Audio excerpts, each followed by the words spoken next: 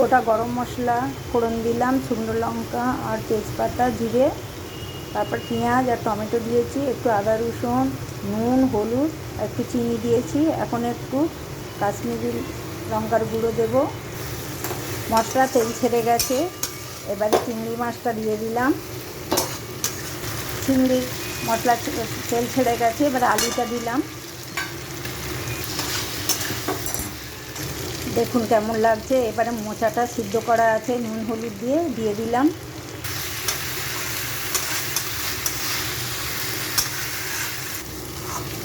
আমার মোচার তরকারি রেডি। একটু ধনেপাতা দেবো,